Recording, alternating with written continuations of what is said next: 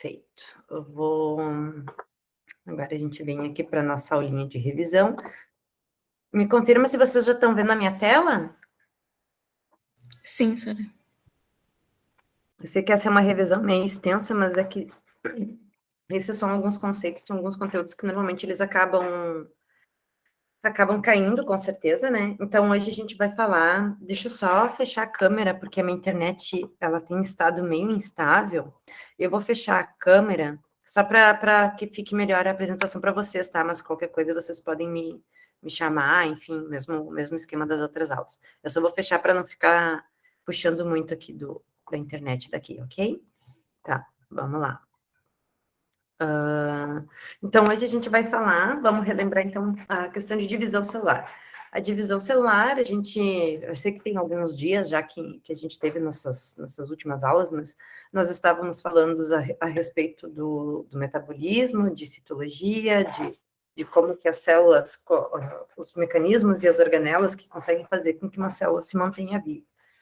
Então, quando a gente pensa que a célula é um organismo vivo, ela também, então, ela cumpre a sua função dentro do seu tecido, ou então seja ela um organismo individual, porque existem aqueles organismos que são unicelulares, né, que a única célula já compõe o próprio organismo em si, mas, por exemplo, no nosso caso, nós temos, então, milhares de células que constituem, então, os tecidos, e esses tecidos, quando eles são organizados, eles vão formar órgãos, e esses órgãos em conjunto formam sistemas, e o conjunto de sistemas, então, forma um indivíduo inteiro, certo? Então, imaginando que, tipo, por exemplo, nasce um bebezinho ali, pequenininho e tal, com o passar do tempo, com o desenvolvimento dessa criança, essa criança, ela vai crescendo, vai se desenvolvendo, vai aumentando de tamanho, de estrutura, estatura, enfim. E isso só é possível graças à divisão celular. Então, tu vai ter uma taxa de divisão para permitir com que os tecidos acompanhem, permitam o crescimento desse organismo, né? Na nossa última aula, a gente falou a respeito de algumas características dos ácidos nucleicos, né? E daí comentamos que a molécula de DNA, ela é uma molécula que ela é encontrada, então, dentro da carioteca, e ela é uma molécula muito importante porque ela contém, então, as informações genéticas que permitem com que essa célula possa produzir as proteínas que ela necessita para poder realizar os seus processos metabólicos. Então, a informação de como que a célula tem que agir, entre aspas, né, de como que a célula tem que funcionar, isso se encontra dentro do núcleo. Então, vocês estão vendo aqui o meu mouse? Deixa eu botar um ponteiro de... Sim. Tá. Então, aqui tu vai ter, então, aqui a dupla hélice, aquela sequência de nucleotídeos que vai formar essa molécula de DNA. Cada uma das moléculas de DNA, no caso dos humanos, ela acaba formando um cromossomo. Então, é como se fosse uma fita muito comprida, uma fita helicoidal, né, formada por duas fitas que se entrelaçam, aqui assim, e ela é cada um desses fios extremamente compridos, então forma um cromossomo. Acontece que quando tu vai dividir uma célula, tu também precisa garantir que as células que vão se originar, elas tenham esse mesmo material genético que tu tinha lá na célula mãe. Então, eu gosto de imaginar como se fosse um fio de lã, de fato, né? Imagina que vocês têm à disposição de vocês um fio de lã, tipo, de muitos metros, de, sei lá, 50 metros. Agora, se tu tentar transportar esse fio de lã da sala da tua casa para fora da casa, vamos imaginar assim, se tu pega esse fio sem tu enrolar ele, sem tu compactar esse material num novelo, por exemplo, tu sai puxando ele, eventualmente esse fio ele pode acabar enganchando em alguma coisa e romper. E não é interessante que a gente tenha quebras no nosso DNA, porque essas quebras podem acabar gerando mutação, e a mutação ela pode ser prejudicial para o organismo em si. Então, uma das formas eficientes de tu conseguir pegar esse material genético, ou esse fio de lã, e levar ele, transportar ele de um lugar para outro, de forma que seja segura, é tu pegar esse fio e tu enrolar ele como se fosse um novelinho mesmo, tá? Desculpa, gente. Então, o que a gente acaba vendo é que uma das formas que tu tem de fazer esse enovelamento do DNA é tu usar algumas proteínas, que aquelas funcionam como se fosse um carretelzinho, tu pega essas proteínas que se chamam histonas, e daí tu pega essa histona, que é ela é um conjuntinho de proteínas, e tu pega essa fita de DNA e tu passa umas 2 voltas por ela, mais ou menos, 2,3, se não me engano, voltas em cada histona. Então, daí tu vai pegando várias histonas e tu vai enrolando essa fita do DNA, tá? Então, uma das formas que tu tem de fazer isso, então, tu vai adicionando várias histonas e tu vai enrolando essa fita nas histonas, cada uma dessa estrutura que fica, então, da histona, da proteína enrolada com a fita, a gente pode chamar de nucleossomo, e quanto mais tu vai causando esse dobramento, quanto mais tu vai compactando esse DNA junto com as histonas, então tu vai causando essa maior compactação do material genético, e o material genético, quando ele está no seu nível mais compactado possível, a gente chama ele finalmente, então, de cromossomo, tá? Eu chamo a atenção aqui para vocês nessa imagem, porque, tipo, na verdade, o cromossomo, ela seria apenas um ladinho desse cromossomo. Quando a gente vê essas imagens clássicas aqui de cromossomos, que vai ter as 2 perninhas para um lado, uma porção mais central e as perninhas para o outro, na verdade, isso daqui seria um cromossomo duplicado. Então, um lado é um cromossomo, e como tu passou por um processo de síntese de material genético para poder fazer essa divisão celular, então tu tem, junto com esse cromossomo, o material genético que tu duplicou, que formou esse segundo cromossomo, tá? Quando eles estão unidos por esse centrômero, é que assim a gente chama tudo de cromossomo também, e daí a gente chama cada uma das perninhas de cromátide. Mas a gente também pode chamar, quando tu tem apenas um ladinho, vamos supor assim, do que seria esse cromossomo, de cromossomo, tá? Peraí, eu acho que vai ficar mais claro aqui, ó. O cromossomo, ele pode ser apenas uma perninha com o seu centrômero e a perninha maior, né? A perninha longa e a perninha maior. Quando tu tem a célula entrando no processo de divisão celular, ela precisa duplicar aquele material genético para que o material genético possa ser dividido entre as células filhas que essa célula vai acabar criando quando ela se dividir. Isso significa que um cromossomo ele vai criar uma perninha extra para um lado e essa perninha extra para o outro, tá? A gente fala que os cromossomos são homólogos quando eles têm a mesma forma, o mesmo tamanho. Por exemplo, vamos supor que esse aqui seja um cromossomo 2, que veio de origem paterna, e esse daqui também é um cromossomo 2 de origem materna. Por ser um cromossomo 2, então eles vão ter o mesmo tamanho, eles vão ter os mesmos genes. Os genes podem ser de alelos diferentes, né? Por exemplo, aqui no caso, o gene seria o gene A, qualquer, vamos imaginar, e o alelo do cromossomo roxo é maiúsculo, então ele é dominante, e o alelo do cromossomo verdinho, ele é recessivo, porque ele tem esse azinho em minúsculo, tá? Então, tipo, o cromossomo homólogo são cromossomos que têm as mesmas características, assim. Então, tipo, tem os mesmos genes, tem o mesmo tamanho. Então, por exemplo, o cromossomo homólogo seria o cromossomo 2 com 2, ou então o cromossomo 3 com 13, assim tu vai indo, tá? E no caso aqui, assim, tu pode ter, então, os cromossomos duplicados, e daí quando tu tem eles duplicados, a gente chama cada uma dessas laterais, aqui assim, desse cromossomo duplicado, de cromátides irmãs, tá? Então, o que vai acontecer quando tu vai dividir uma célula é pegar, tu vai ter as proteínas do fuso, a gente vai ver isso no processo ali de divisão celular, as proteínas do fuso, elas se ligam aqui nesse cinetocoro, nesse centrômero, o cinetocoro é a proteína que fica aqui nesse centrinho, ela se acopla nesse centrinho, e daí quando tu tem um encurtamento dessas fibras do fuso, tu acaba causando, então, esse rompimento causa divisão aqui, assim, dessas cromátides irmãs, indo, então, um cromossomo para um lado e o outro cromossomo para o outro, tá? Quero chamar a atenção para vocês também em relação aqui aos tipos de cromossomos. A gente pode ter, então, os cromossomos autossômicos, que vão ser todos aqueles cromossomos que não são o do par sexual. No caso, então, são cromossomos que eles não estão envolvidos na questão da determinação sexual do organismo. e eles vão ocorrer em pares homólogos. Então, tipo, é sempre o cromossomo 1 e 1, 2 e 2, 3 e 3, certo? E daí depois também vai ter os cromossomos que a gente chama de cromossomos sexuais ou alossomos, né? Que são aqueles cromossomos que vão estar envolvidos, então, na determinação do sexo biológico da pessoa, do mamífero, enfim, tá? Então, quando a gente pensa em cromossomo XX, como são 2 cromossomos X, a gente diz que eles são cromossomos homólogos. Só que a gente pode chamar eles de alossomo porque o outro par de determinante sexual, que no caso é o XY, são 2 cromossomos diferentes. É o cromossomo X, que é um cromossomo grande em relação de tamanho, e o Y, que ele é pequenininho, tá? Então, tu tem essas variações, assim, dentro do que seriam os cromossomos sexuais. Tipo, tu tem um par sexual para gerar ovários, útero e formar, por exemplo, uma mulher, biologicamente falando, e tu tem, então, os XY para formar os homens, no caso, tá?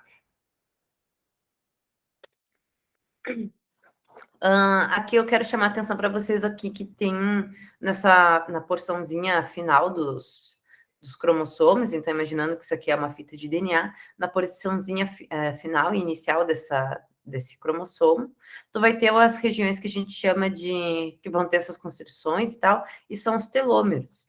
Essas são regiões que, na verdade, quando a gente pensa lá no que foi a divisão, a síntese de material genético, aliás, quando tu pensa na síntese lá da DNA polimerase correndo, usando a fita como molde, se a gente pensar no que seria a parte inicial dessa molécula de DNA que está sendo duplicada e a parte final, vai ter uma partezinha ali assim que a DNA polimerase ela não vai conseguir se acoplar para sentar para fazer essa divisão. Então, o que na verdade ocorre é que durante cada uma dessas divisões celulares, tu vai tendo um encurtamento dessa parte final, porque tipo, a polimerase ela consegue ir até uma certa parte, e como ela precisa de toda aquela maquinaria, daquele monte de proteína, eventualmente tu não vai ter tu vai tendo esse encurtamento. Então, tipo, ela vai até uma parte e ela vai perdendo essas informações finais quando ela vai fazendo essa divisão.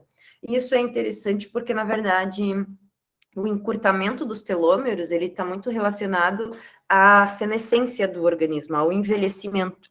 Então, quando a gente vai olhar uma célula de uma pessoa de mais idade em relação a uma célula de uma pessoa jovem, tu encontra esse encurtamento de telômeros e já foi encontrado, tem alguns estudos que demonstram que esses telômeros, eles são importantes, assim, para indicar quando que a célula, quando que o organismo está mais velho, enfim, e com isso também vem várias questões a respeito de expressão gênica, expressão do material genético que está dentro desse genoma, e isso pode acabar causando alguns problemas, como, por exemplo, a gente vê no caso dos idosos em relação ao Covid, né?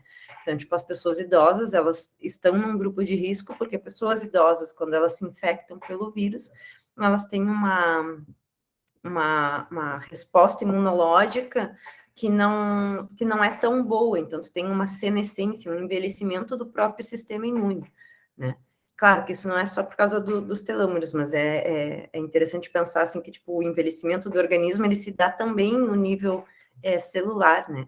E a gente acaba então tendo essas diferenças de resposta mesmo no organismo como um todo, certo? Tudo certo até aqui? Espero que sim. Sim, senhora. Tá. Aqui, assim, só para trazer para vocês que pode eventualmente aparecer a denominação dos cromossomos de acordo com a posição do seu centrômero, né? Então, ele pode ser metacêntrico, submetacêntrico. Metacêntrico seria quando o centrômero está bem posicionado, bem no meio. Submetacêntrico é quando ele está levemente deslocado. Acrocêntrico é quando ele já está mais perto do que seriam os telômeros, tá? E telocêntrico seria que quando o centrômero está justamente na posição do que seria o próprio telômero. O centrômero, que deveria estar no centro, vamos por assim, ele está mais posicionado na extremidade. Tá? Então, eventualmente, pode surgir esses nomes, é só para vocês saberem que tem a ver com esse posicionamento, então, do centrômero. Então, agora falando da divisão celular em si, né? Quando a gente pensar em divisão celular, é importante que vocês tenham em mente, então, que tu vai ter as células se dividindo para cumprir a sua função dentro do organismo.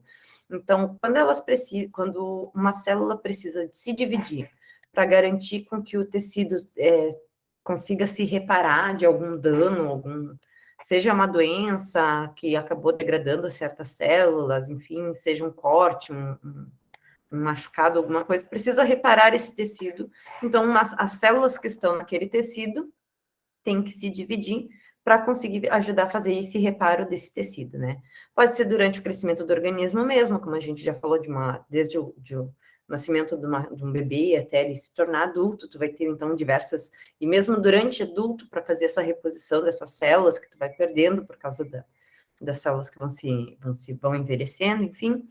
E a principal característica, então, desse tipo de divisão é que são divisões mitóticas, que são divisões em que uma célula, quando ela se divide, ela vai originar duas células idênticas a ela. Então, por exemplo, se tu está lá pensando no corte da epiderme, e tu tem essa pele que foi rompida, é interessante que as células que vão se originar para fechar aquele machucado na tua pele sejam células de epiderme, de derme, enfim, de epitélio. E não, por exemplo, uma célula que tem lá a expressão de genes para formar um osso, para formar, sei lá, um fígado. Então, tipo, tu precisa garantir que as células que vão estar formando aquele tecido sejam as mesmas que está de acordo com essas células do seu entorno, tá? Vale lembrar que o material genético que tem, tanto na célula do fígado quanto na célula da pele, eles são a mesma coisa. O que ocorre é uma diferença de expressão. Os genes que tu encontra expressos para fazer uma célula, um hepatócito, que é uma célula do fígado, não vão ser os mesmos genes que vão estar sendo expressos, que vão estar ali fazendo o funcionamento de uma célula epitelial, tá? Mas o material genético, tipo, eles têm lá a sua biblioteca genômica com todos os genes possíveis, a única coisa é que uma célula utiliza, sei lá, apenas a prateleira mais alta de uma estante, a outra usa a prateleira mais baixa, vamos imaginar assim, tá? Mas, tipo, as duas células têm acesso a esse mesmo tipo de material genético. Então, pensando nisso, falando, então, desse tipo de divisão, em que tu vai ter uma célula que vai originar duas, a gente vai falar, então, da mitose, como essa divisão que ocorre nessas células somáticas, nesses tecidos, nos tecidos somáticos em si, nos tecidos que compõem o nosso corpo como um todo, seja ele pertencente de qualquer sistema que for, tá? A primeira fase, então, antes de falar disso, eu quero também lembrar vocês que a célula tem praticamente duas fases. Ela tem uma fase em que a gente chama de interfase ou intérfase, que é quando a célula está ali fazendo a função dela, ela está, enfim, produzindo proteína, absorvendo coisa, ela está ali fazendo todos os seus processos metabólicos. E a segunda fase que a gente tem nesse ciclo celular, que seria a divisão em si. Entre a intérfase e a divisão, tu vai ter alguns processos. Deixa eu ver. Entre a intérfase, só para mostrar essa partezinha aqui, tá? Entre a intérfase e a divisão em si, tu vai ter, então, aqui algumas 3 fases iniciais, aqui tá faltando um pedacinho, que seria a G1, a S e a G2. No caso aqui, a fase G1, deixa eu ver se eu tenho aqui. No caso aqui da fase G1, a célula ela acaba produzindo, então, proteínas, membranas, organelas, coisas que ela vai precisar, porque vocês têm que ter em mente que essa célula vai acabar se dividindo. Então, se ela tem um retículo endoplasmático, ela vai precisar desenvolver um segundo para que a célula que vai se originar, que vai durante a divisão, também tenha o seu próprio retículo, vamos pensar assim. Então, tipo, ela tem que fazer toda uma produção de proteínas, de membranas, de organelas, para conseguir garantir que no final tu tenha duas células idênticas. Então, nessa fase de G1, tu tem o aumento desse material interno que está compondo lá o citoplasma da célula e as suas organelas. O período S é quando a gente fala, de fato, na duplicação do material genético. Então, daí, a fase S, ela já está relacionada as fitas de DNA que estão lá dentro do núcleo e que elas estão sendo, então, duplicadas através daquele mecanismo lá da DNA polimerase, enfim. A fase G2, então, ali é quando ela resolve, ela já terminou a síntese, né, do DNA, e daí ela consegue fazer, então, outras proteínas, outras coisas que estejam faltando para que ocorra o processo da divisão celular em si. Tá? Então, quando a gente vai falar em divisão celular, a gente tem uma célula que durante o período de vida dela, ela tem a interfase e a divisão em si. E antes dela entrar no processo de divisão de fato, ela passa por esses processos de G1, S e G2. O G é de growth, eu não sei se estou pronunciando correto, mas em inglês a palavra que significa crescimento. Então, seria tipo crescimento 1, que é quando vai fazer, então, esse aumento do material citoplasmático, a síntese de DNA, que é tu fazer mais DNA, que é a fase S, e a fase G2, que tu vai ter mais uma fase de crescimento ali antes de dividir de fato, tá? Então, tu vai ter essa parte na interfase, enfim, e daí depois tu começa, então, de fato, a fazer depois que tu já tá com tudo certinho, todas as proteínas produzidas, as organelas e tal, tu começa a ter essa condensação dos cromossomos. Aliás, quando eu falo que, tipo, depois que tu tem, vocês têm que ter em mente que, na verdade, tudo, quando vai entrar em divisão, essas coisas, elas podem ocorrer meio que em conjunto, assim, não necessariamente espera uma fase terminar para começar a outra, né? Em sistemas biológicos, a gente faz essa divisão por fases, de acordo com características mais marcantes, mas isso é um processo contínuo. Então, tipo, tu vai ter lá a produção das organelas e coisas no citoplasma das proteínas, mas enquanto isso, tu pode estar tendo essa condensação desses cromossomos. O cromossomo já está duplicado lá da fase S, né? A fase S, então, ela é o que vai ocorrer dentro da carioteca daquela célula.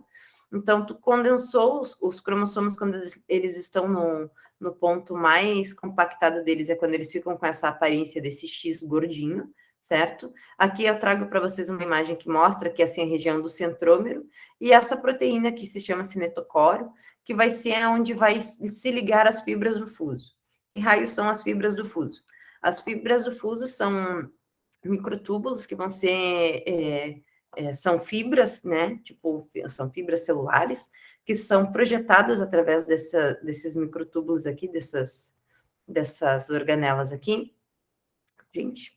E daí essas organelas, elas só aparecem durante a divisão celular, tá? Aqui. Então, tipo, elas surgem, elas começam a produzir as fibras do fuso e elas vão migrando para polos opostos da célula.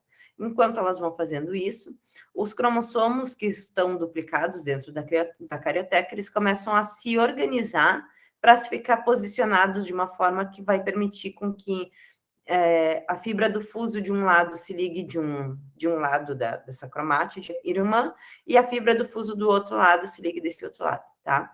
E com isso também tu começa a ter só que pensando assim, o material genético, ele está dentro da carioteca. Para a fibra do fuso ter acesso a esse material genético para puxar cada um para um lado, então tu precisa que essa membrana que está envolvendo esse núcleo se desintegre.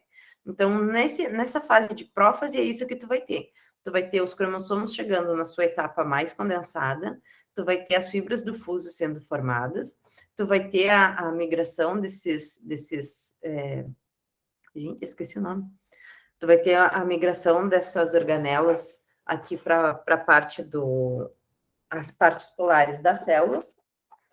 E com isso, tu vai ter, então, a partir do momento em que tu tem a maior divisão a partir do momento em que tu tem essa completa desintegração da membrana, que as fibras do fuso conseguem, de fato, se conectar com o material genético que já está condensado, quando cada uma das fibras se liga, que é assim no cinetocóreo dos cromossomos que estão duplicados, então tu vai ter o que se chama de metáfase, porque essas fibras, elas vão encurtando e elas conseguem deixar aqueles cromossomos que estavam antes apenas soltos de qualquer forma, que assim, elas organizam eles como se fosse numa placa equatorial aqui dessa célula que está se dividindo, tá?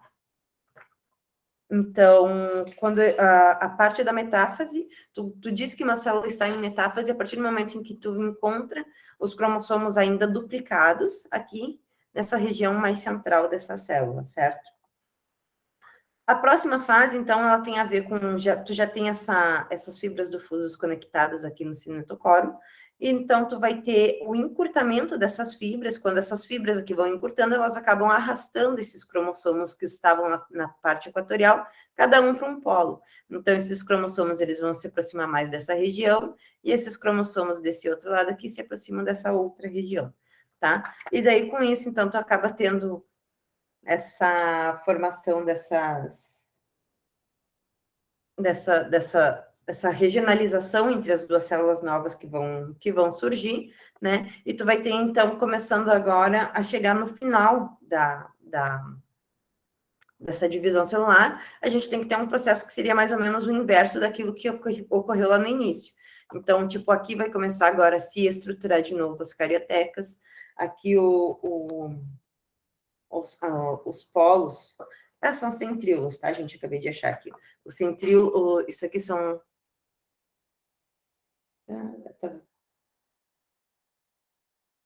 Tá. Então, aqui, assim, os centríolos, eles acabam começando eles são... Um segundo que eu tava só... Enfim, eu estava tentando ler e... Não achei. Depois eu vejo direitinho para mandar para vocês a respeito do nome essa organela aqui, que agora eu não estou achando, mas eu acho que tem lá no meu material no meu material escrito. Tá, então tu vai ter essa reorganização, então, agora aqui da carioteca. Então, agora tu vai ter duas cariotecas, uma para envolver material genético desse lado, e aqui assim, acho que dá melhor para ver, né? Então, tu vai ter duas cariotecas se formando, os cromossomos, eles vão começar a se descondensar, porque quando o cromossomo ele está condensado nesse nível, assim, quando o material genético está condensado nesse nível aqui, tu já não consegue mais fazer, tipo, produção de nenhuma proteína. Porque a informação que tu precisa para, por exemplo, produzir alguma proteína em resposta metabólica, alguma coisa, ela está guardada, ela está muito enrolada, ela tá compactada, não tem como todas aquelas... Não tem como uma RNA polimerase se acoplar aqui nesse novelo de material genético para conseguir abrir a fita, fazer o RNA mensageiro. Então, durante o período de compactação desse cromossomo, tu não vai ter a produção de proteínas que tu teria durante um dia de vida normal da célula, vamos dizer assim, tá? Só que aqui a gente termina, então, na telófase, com essas características aqui, volta a carioteca e tal, só que há uma coisa que eu quero chamar a atenção para vocês é que a telófase, ela tem a ver com essas características de aparece carioteca, cromossomo descondensando, desaparece as fibras do fuso, só que tu ainda vai ter tudo dentro de uma mesma membrana plasmática e citoplasma. Quando tu faz essa divisão aqui, assim, entre as membranas, de fato, esse movimento aqui das membranas se dividindo, das membranas plasmáticas, fazendo a individualização, de fato, dessas células, a gente chama de citocinese, tá? Alguma dúvida, por enquanto, aqui na mitose?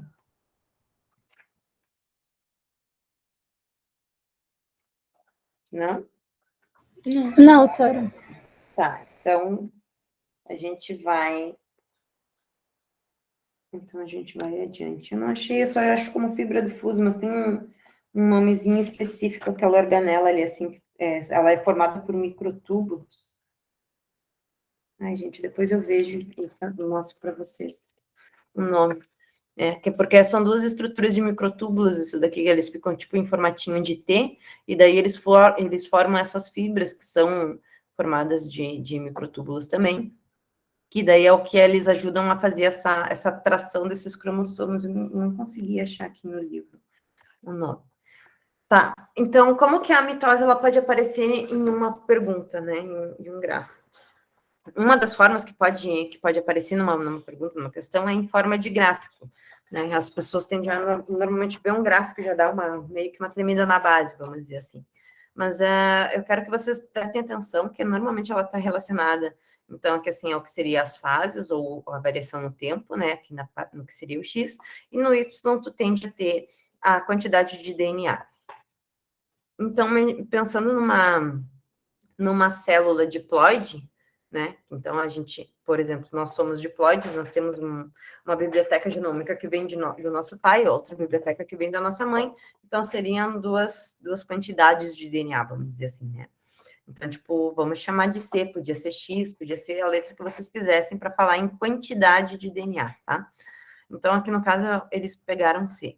Então, uma célula 2N, ela tem duas quantidades de DNA, vamos dizer assim, aqui na fase de G1, que é quando tu está lá produzindo apenas as organelas, as proteínas, para poder entrar na fase de divisão.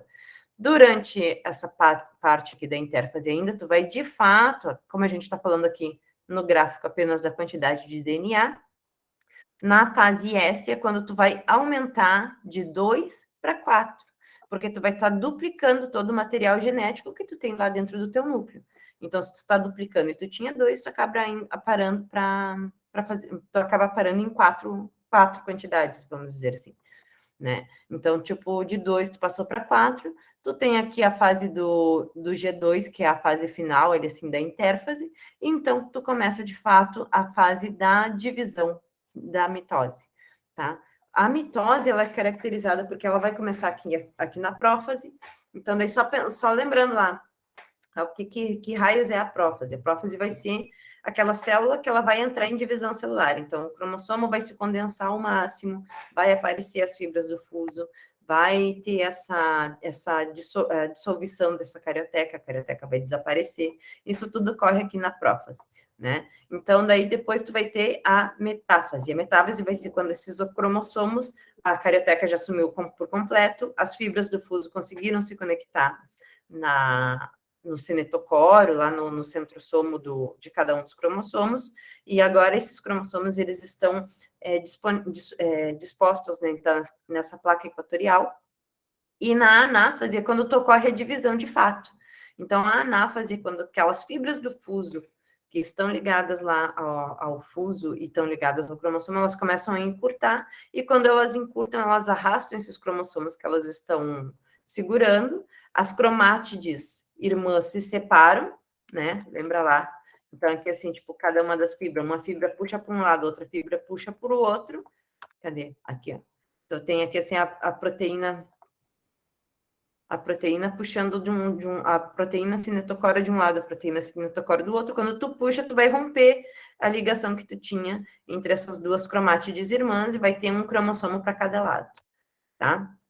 Então, aqui na anáfase, e depois da anáfase, então, tu tem a fase final da divisão celular, que nada mais é a telófase, que é quando tu vai ter, então, a produção da carioteca, o desenovelamento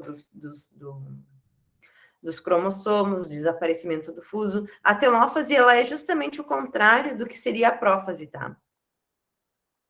E daí a metáfase, então, tu tem ali aquela placa equatorial, e a anáfase é onde tu tem, de fato, essa separação dessas cromátides irmãs. Certo?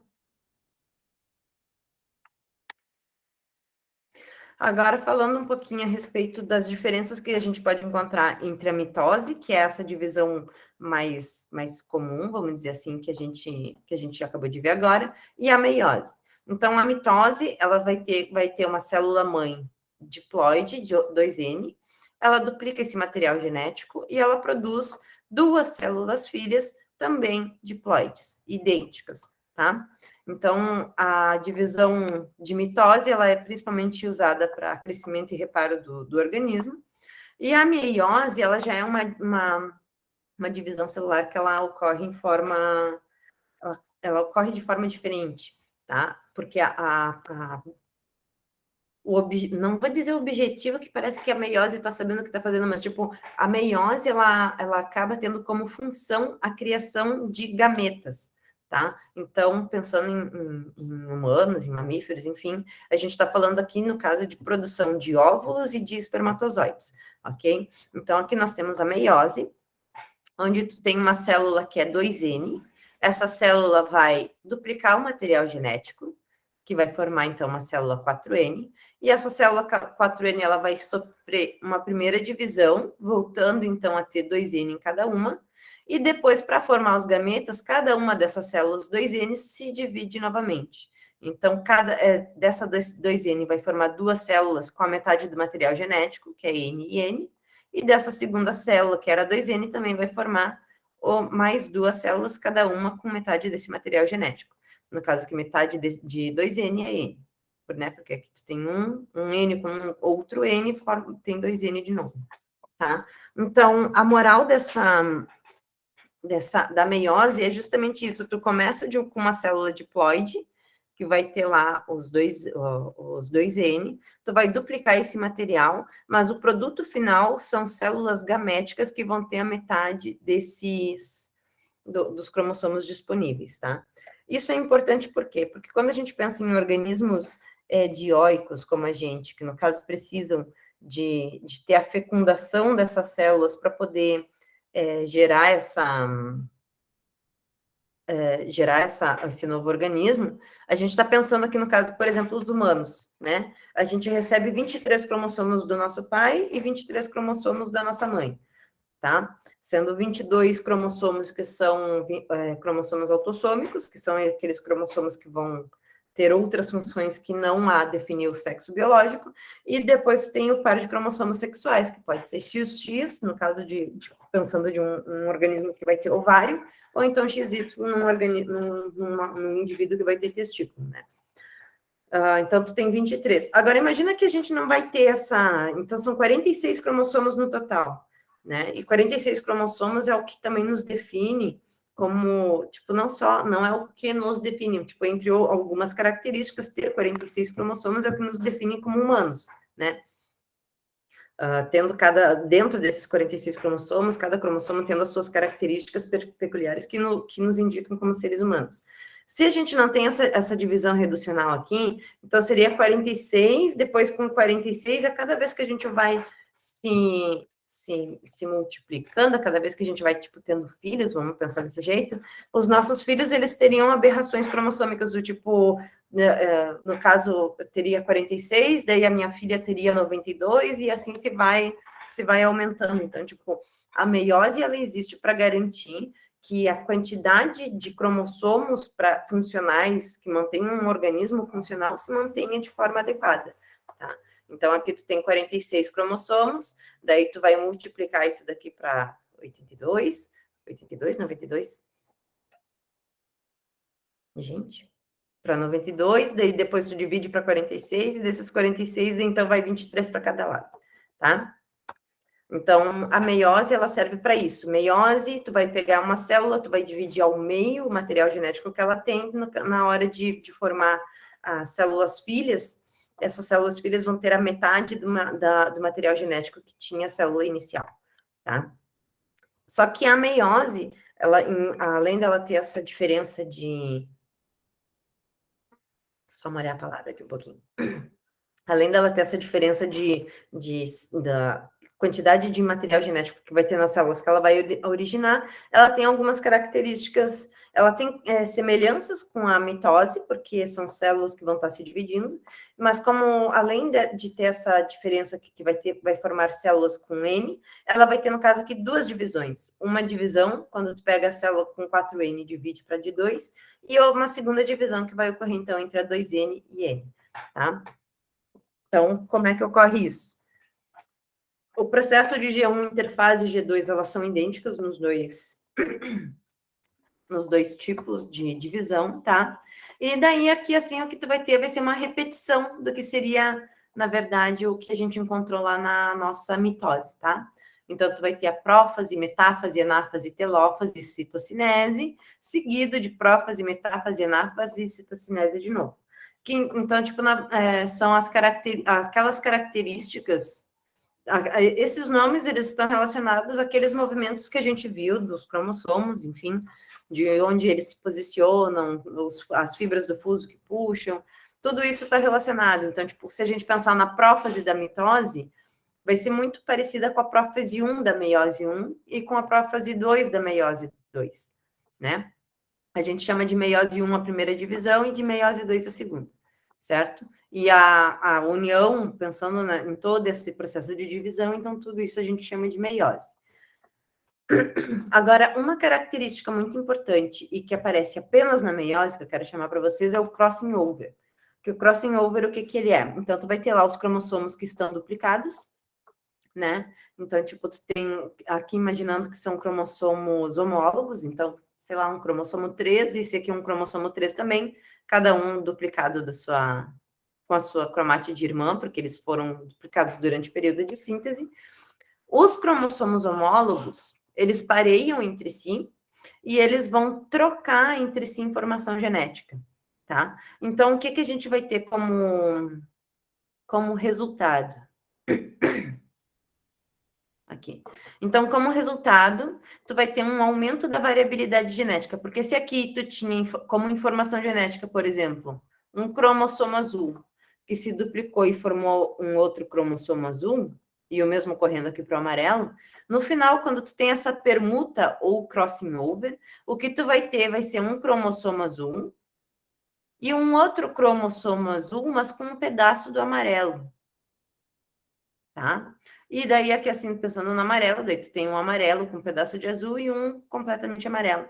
Então, tipo, ao invés de tu ter apenas 2 tipos, que aqui era o azul e o amarelo apenas, aqui tu vai ter agora 4 tipos de cromossomos diferentes no momento que tu fazia os teus gametas. Isso é importante porque aumenta a variabilidade genética. E ter variabilidade genética aumentada é importante, porque permite com que o organismo tenha disponível, vamos dizer assim, um repertório para poder lidar com eventuais mudanças climáticas, tá? Imaginando, por exemplo, que o cromossomo amarelo tenha nessa região aqui dessa perninha um gene que permite o organismo sobreviver a, sei lá, a temperatura mais baixa. Então, tipo, pensando agora em questão de populações, né? Dentro de uma população, aqueles organismos que tiverem apenas o cromossomo azul, num período de frio, eles tendem a ser selecionados, eles vão acabar morrendo, enfim, vão acabar sofrendo com essa variação que eles não têm mecanismos para suportar.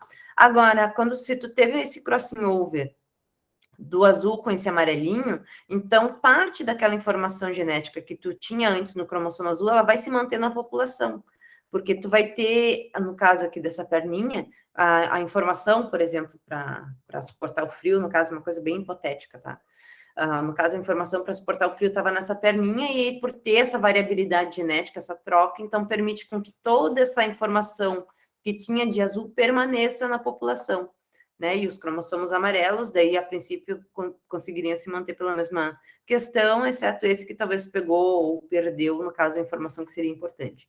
Só que vocês têm que imaginar que esse crossing over, essa troca de material genético entre cromossomos homólogos, ela vai ocorrer na prófase e ela ocorre entre todos os pares homólogos, tá? Então, tu vai ter o par de cromossomo 1, aqui no caso, tipo, pensando que fosse cromossomo 1 com 1, 2 com 2, 3 com 3, e assim se vai, todos os 23 pares, exceto, aliás, os cromossomos sexuais, se no caso for um homem não vai ter troca, porque os cromossomos não são homólogos, eles não são iguais. Homólogos, homologia quer dizer de semelhança, são parecidos, né? Então, tipo, não sendo cromossomos semelhantes durante a meiose, eles conseguem fazer esse processo de troca. E esse processo de troca existe para aumentar a variabilidade genética, tá? Dúvidas? Deixa eu apagar essas coisas.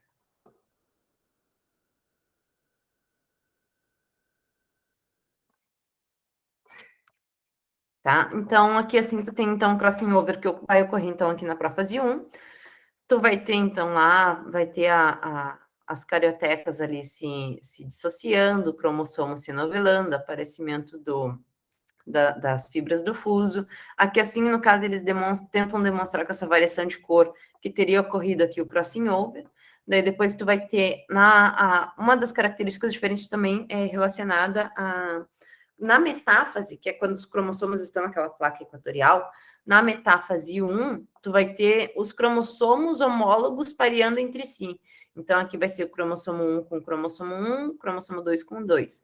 Então, tipo, tu não vai ter apenas tu tem essa divisão, tu vai ter essa separação dos cromossomos homólogos durante a anáfase 1, daí tu vai terminar a anáfase 1, começar a telófase e dividir em citocinese, e daí na meiose 2, tu vai ter a continuação, tipo, cada uma dessas células aqui vai voltar a se dividir.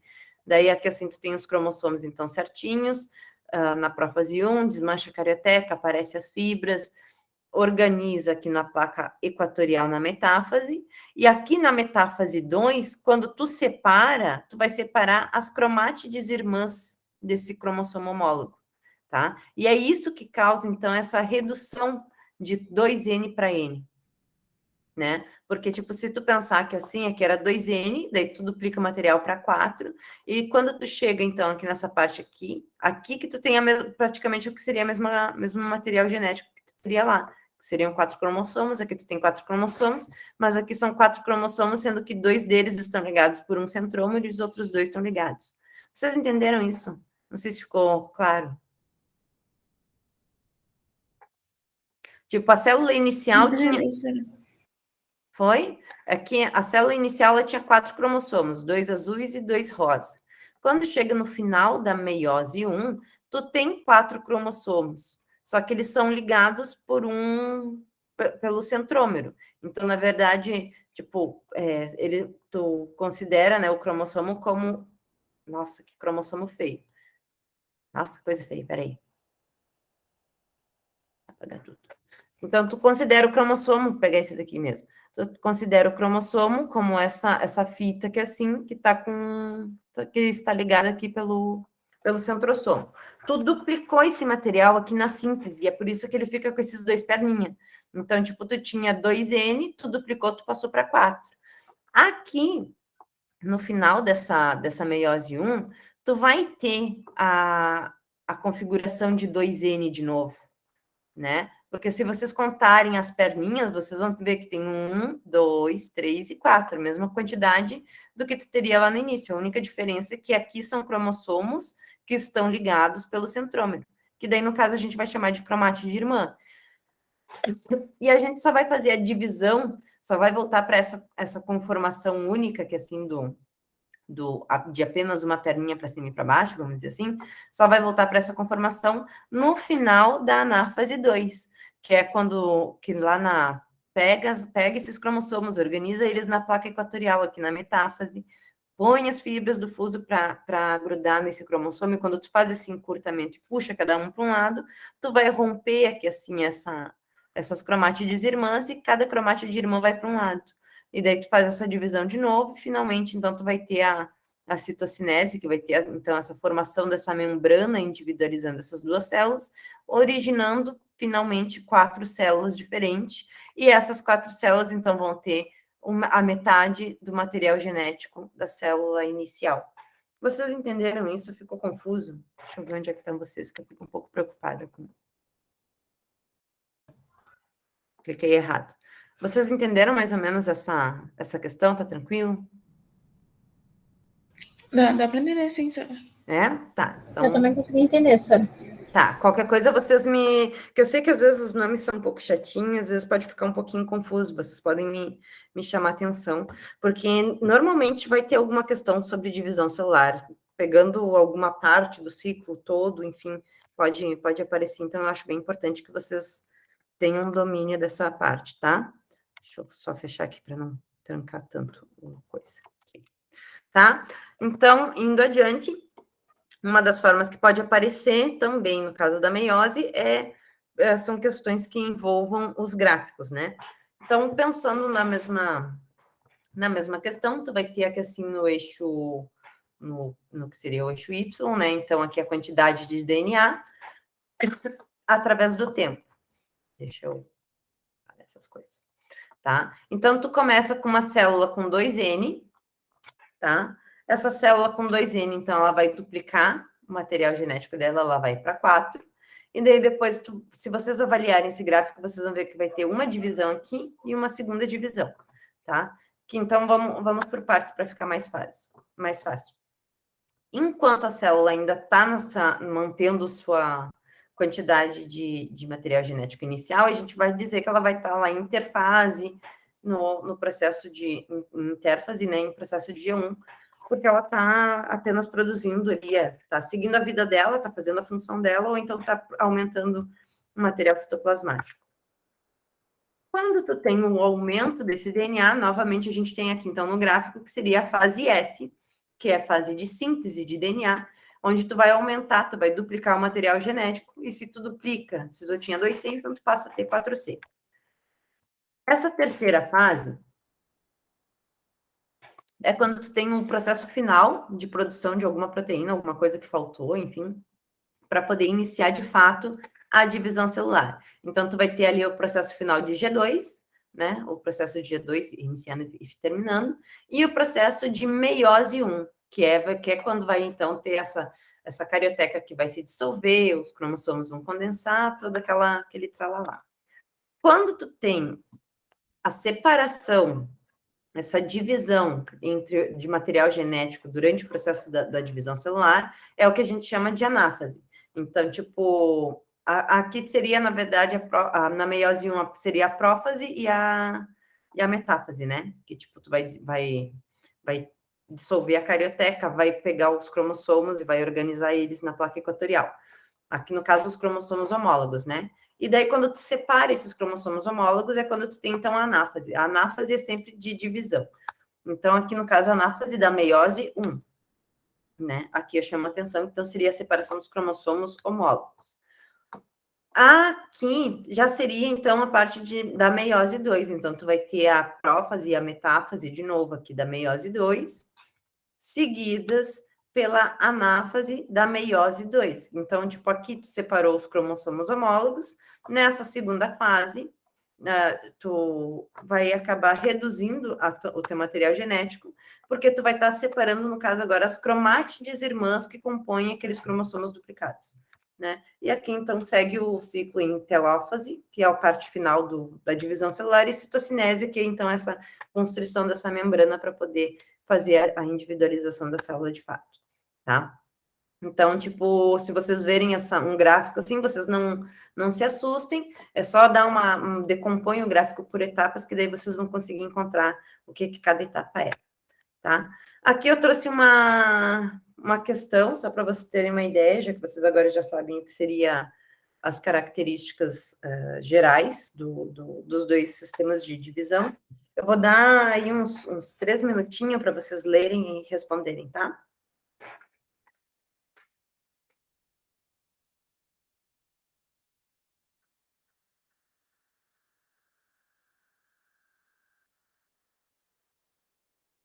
Gente, eu vou só fechar aqui meu microfone. Eu vou ali pegar uma água que é minha...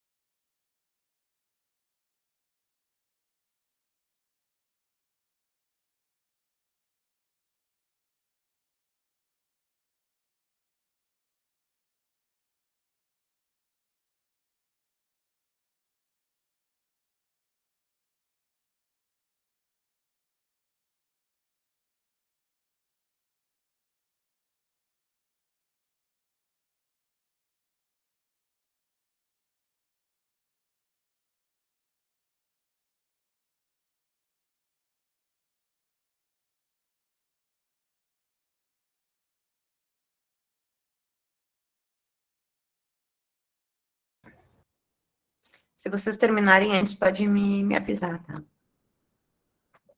Vou deixar até 13h06 aqui no celular.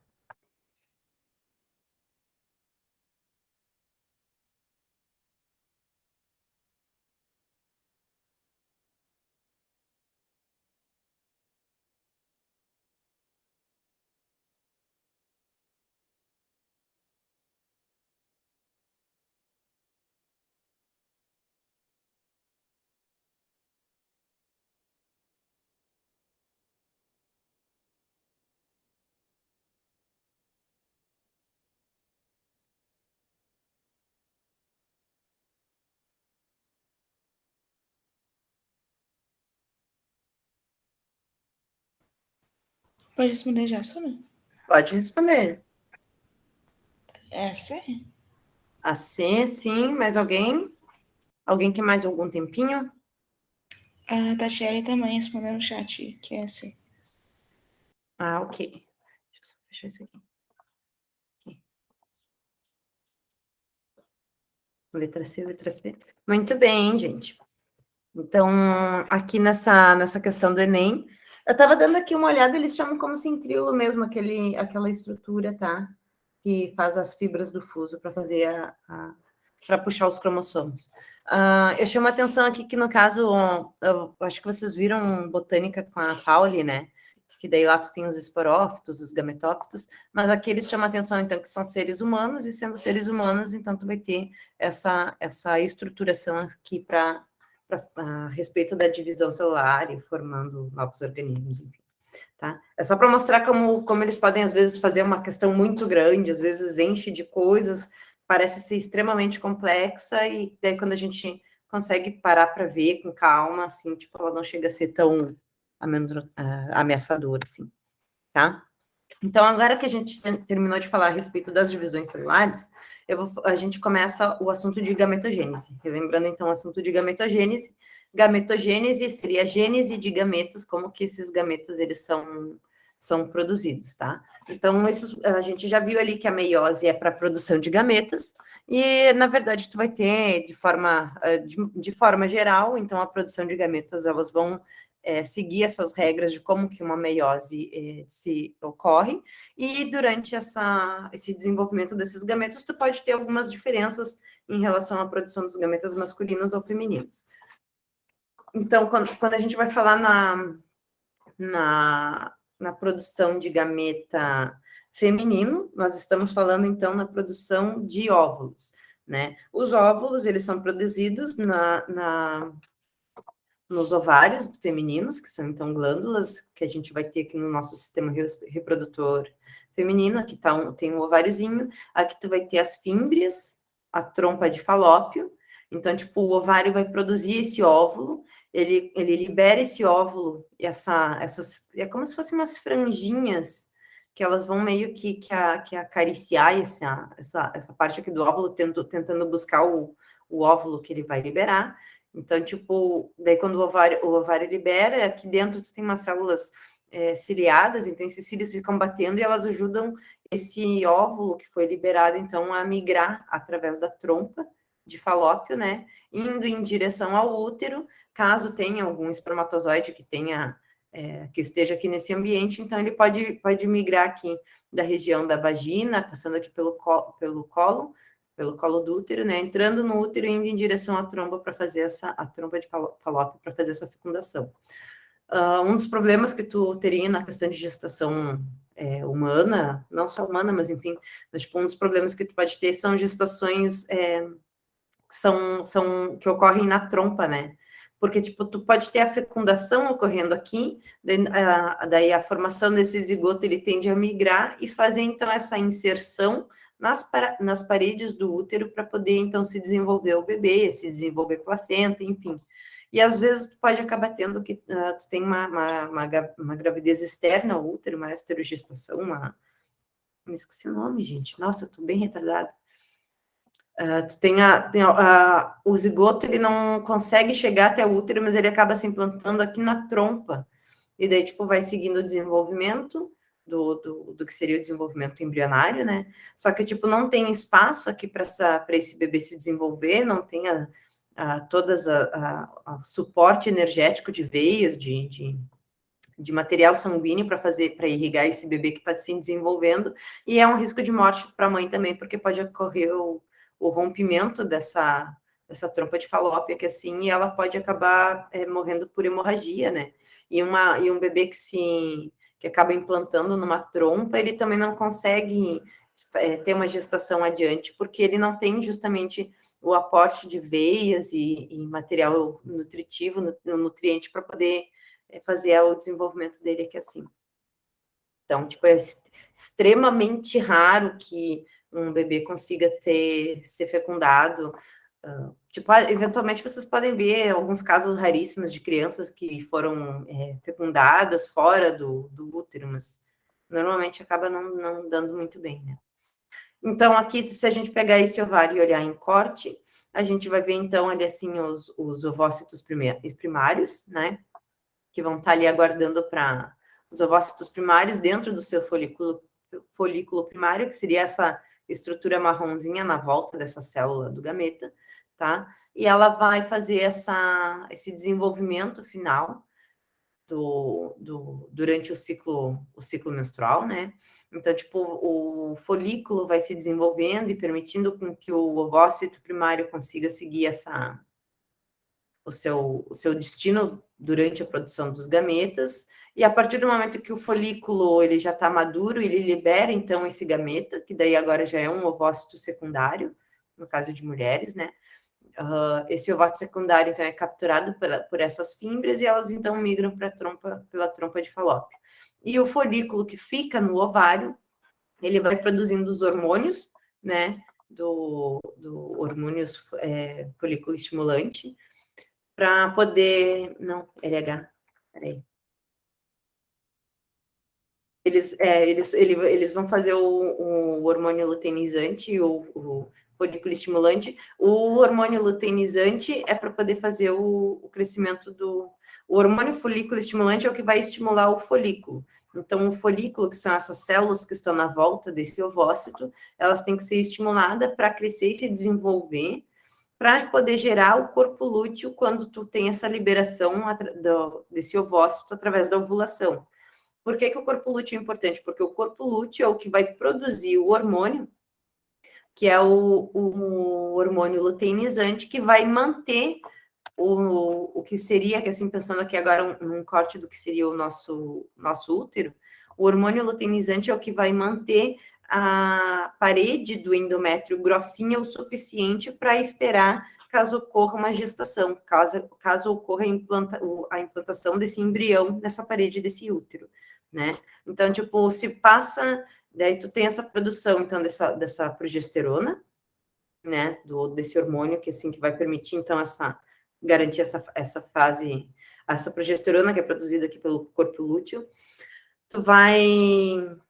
que o corpo lúteo está lá dentro do ovário, né? Então, tu vai ter essa produção dessa progesterona, e se tu não tem essa fecundação, porque o embrião, quando ele consegue fazer essa inserção dentro da parede do útero, ele também acaba produzindo hormônios que mantêm o corpo lúteo ativo durante toda a gestação. Então, tipo, é por isso que durante uma gestação é muito raro uma mulher vir a ovular de novo. Então, tipo, normalmente ela termina uma gestação e daí só depois que ela já pariu o bebê, já tá amamentando, já tá com... que daí ela volta a ovular de novo, que ela se torna fértil de novo, né? Porque enquanto isso, ela não vai estar, a princípio, ela não vai estar liberando óvulos durante esse período de gestação. E o embrião, a placenta do embrião, a formação da placenta, a placenta permite com que ela libere hormônios que vão garantir que esse corpo lúteo vai perdurar por toda a gestação, e daí tu vai ter esse endométrio gordinho sendo irrigado durante toda a gestação. Se não tem embrião, se não tem placenta, o que vai ocorrer vai ser uma desintegração desse corpo lúteo, então tu vai ter essa queda na progesterona, e quando tu tem essa queda na progesterona é quando a gente entra, então, no que seria a fase do ciclo menstrual, tá? Então, só para vocês terem uma ideia, que assim, que tipo, tem 2 hormônios principais que vão estar atuando no ciclo menstrual das mulheres, que vai ser o hormônio LH e o FSH, hormônio folículo estimulante, então vai ser o hormônio que vai estimular o folículo a crescer, e o hormônio luteinizante, que quando eles têm esse pico, eles causam, então, a liberação desse óvulo do folículo, o corpo lúteo fica preso aqui no ovário, o ovócito, então, é liberado para a trompa, e isso permite, então, de acordo com o que vai passando o tempo, tu vai ter o que seria, então, o nosso ciclo menstrual, que pode ser de 28 dias, 30 e poucos, dependendo da mulher, tá? Só para... Acabei passando um pouco disso aqui. Tá? Então, tipo, é isso, a produção dos gametas, de forma muito geral, é assim que ocorre nas mulheres, né? Então, tu vai ter lá o a produção do gameta, que vai ser a célula N, esperando, então, para ser fecundada nessa região. Pensando agora no corpo masculino, a gente vai encontrar o órgão responsável por produzir os gametas, vão ser, então, os testículos. Aqui, então, a gente teria o que seria um saco escrotal, com o epidídimo e o testículo. Se a gente tirar esse órgão de dentro do tecido, a gente vai ter, então, aqui o testículo e esse capuzinho amarelo, que se chama epidídimo, tá? Que ele funciona como se fosse um capuzinho. Então, tipo, tu vai ter várias, como se fosse tubinhos aqui formando o testículo, tá? Enoveladinhos, e eles vão produzir, então, os espermatozoides. Esses espermatozoides produzidos, eles vão ser encaminhados aqui para o epidídimo. O epidídimo, ele vai acabar mantendo, então, esses espermatozoides estocados por um tempo, e daí, quando o cara vai ejacular, tu vai ter, então, essa liberação desse material celular, que são os espermatozoides aqui, na subida pelo canal deferente, né? Que daí vai passar lá pela glândula prostática, que é onde vai ser adicionado ao sêmen a parte líquida do sêmen, né? Do que vai compor todo tanto o material que vai servir de energia para essas células se manterem vivas e proteção enquanto eles estiverem, por exemplo, dentro aqui do que seria o trato feminino. E tu vai ter, então, essa parte celular. No caso de um cara que resolve fazer uma vasectomia, o que eles vão fazer aqui, assim, é um cortezinho nesse canal deferente, tá? Então, o cara, ele vai continuar tendo suas ejaculações, mas a parte celular, a parte que é os espermatozoides, ela não chega a sair aqui do saco escrotal. Eu não me lembro agora se é cerca de uma semana, mas, tipo, pensando assim, tipo, daí vai produzir um monte de espermatozoide e os espermatozoides vão ficar lá e não vão ser liberados, vamos pensar assim. Tipo, isso não seria problema porque os espermatozoides que não são liberados durante uma ejaculação, eles são depois reabsorvidos e degradados aqui dentro do próprio testículo mesmo. Então, tipo, não tem nenhum problema, assim, para a saúde de um homem que resolve fazer uma vasectomia, tá? Meu Deus, já é 13h20. Vai até as 13h20? É isso? Seria 3h25, né, senhora? É 13h25? Ah, então tá. Então a gente consegue. Eu já tinha me assustado um pouquinho. Tá, vamos lá. Tá? Então, onde que no testículo vai ocorrer, então, essa produção dos gametas? Então, aqui, se a gente desse um zoom nos túbulos seminíferos que estão dentro desse testículo, tá?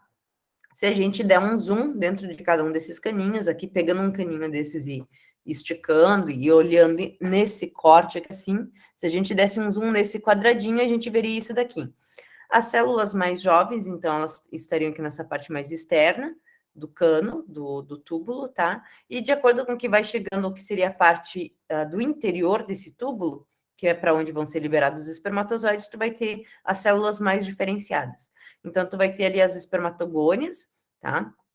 Sendo produzidas, e de acordo com que elas vão passando durante essa divisão de meiose, elas vão migrando para mais próximo do que seria a parte interior desse túbulo seminífero, e quando o espermatozoide está completamente formado, então ele vai acabar sendo liberado para o interior daqui, desse túbulo, tá?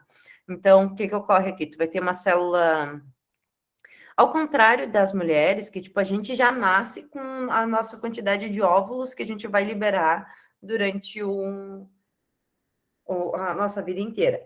Esse é um dos problemas de, tipo, tu ter uma gestação com uma idade muito mais avançada.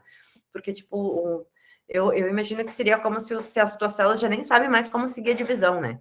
Porque se vocês pensarem aqui assim, tipo, esses ovócitos primários que estão aqui dentro desses folículos primários, são células que elas entraram no processo de meiose e daí elas param.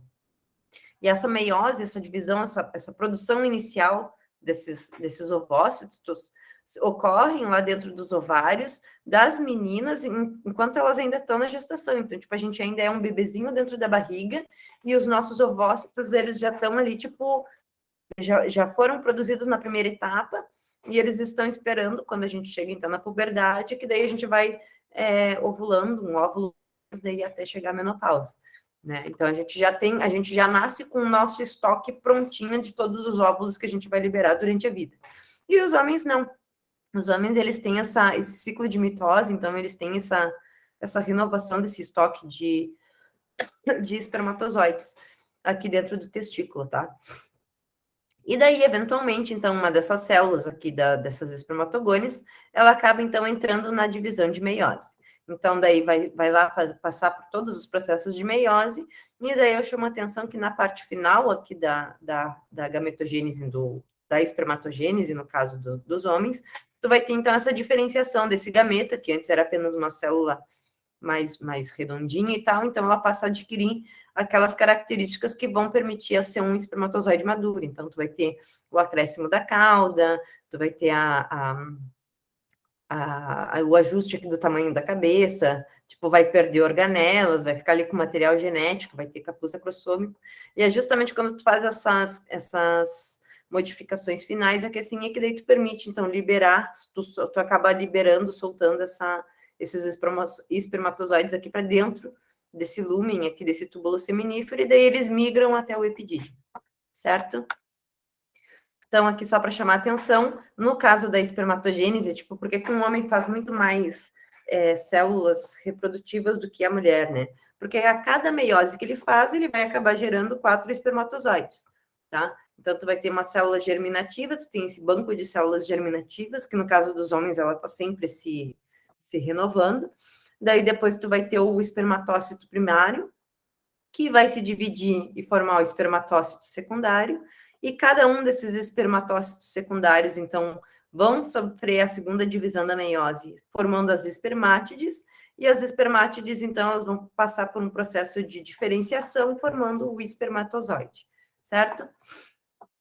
No caso da oogênese, então, nós mulheres já nascemos com o nosso banco de células germinativas, ele não tem essa renovação. Daí tu vai ter a formação, então, do ovócito primário, que é essa parte aqui que vai parar. Tipo, a gente fez a célula germinativa, fez o ovócito primário, e aqui a gente trava a nossa divisão meiótica. E daí ela só vai continuar, cada um dos óvulos vai continuar o processo de meiose por ciclo, um por ciclo, durante a vida ativa da mulher, tá? Então, daí tu vai ter aqui no ovócito primário, daí tu entrou lá no ciclo menstrual, enfim, daí tu vai ter a formação. Quando tu faz essa primeira divisão da meiose 1, tu vai ter a formação de um ovócito secundário e um corpúsculo polar. Eu quero chamar a atenção aqui que é uma divisão desigual, tá? Então, tipo, como assim desigual? Aqui tu vai ter um fragmentinho com o resto do material genético que não vai ser utilizado para a formação desse gameta, e todas as outras, os outros produtos, a síntese de proteínas, todas aquelas coisas, vão acabar sendo direcionados para uma única célula, tá? E daí, depois dessa meiose 1, o ovócito secundário vai e se divide de novo, de forma novamente assimétrica, tá? Então, tipo, quando tu faz lá toda aquela síntese de proteínas, de organelas e tal, que tu faz lá no início, antes de entrar na fase de divisão, primeiro lá na fase de síntese, G1 e G2, tu pega todas essas coisas e tu vai encaminhar para uma única célula. E daí, quando tu faz essa divisão, que assim, que daí no caso, tipo, tu fez a liberação, fez a síntese do DNA, tu duplicou todos os materiais genéticos. A célula aqui era 2N. Tu vai originar uma célula N, mas esse material genético aqui, assim, que não vai ser utilizado, que não vai fazer parte do óvulo, ele vai ser descartado, tá? E cada um desses rejeitos, vamos dizer assim, a gente vai chamar de corpúsculo polar. Então, na oogênese, quando tu tem essa divisão dessa gametogênese, o que tu vai ter é a formação de um óvulo, de fato, e 3 corpúsculos polares. Enquanto que na espermatogênese, então, tu vai ter a formação de 4 espermatozoides tranquilos, certinho, enfim. Tá? Dúvidas? Veja, aqui já deu 5h25. Acho que não, Sara. Também não, Sara. Tá? Eu tenho que ver, não sei se eu fico na aula de segunda-feira com vocês, mas eu vou ver se eu coloco algum exercício. Gente, eu tô tão atucanada que eu não consegui ainda terminar de organizar umas certas coisas aqui. Esse material de revisão ainda já tem lá disponível no Cubos, eu espero que vocês já tenham tido acesso. Tendo alguma dúvida, alguma coisa, vou ver se eu acho mais algum material de teste, assim, para vocês poderem fazer, e eu vou disponibilizar assim que possível, tá? Depois disso daqui, eu só quero dar mais uma revisada depois no conteúdo de genética, e daí a gente já toca o barco para outros conteúdos. Eu acho que é isso. Se vocês não têm nenhuma dúvida, eu libero vocês, então. Sara, esses slides já estão no Cubos? Já tem material referente a essas revisões já lá no Cubos. Daí só teria que dar uma olhadinha aqui, para ver qual lista é qual lista, enfim. Mas eu já... Diga. A videoaula, tu tá disponibilizando também no Cubos ou é... Pois é, que tá falando em videoaula, deixa eu parar de gravar aqui. Interromper.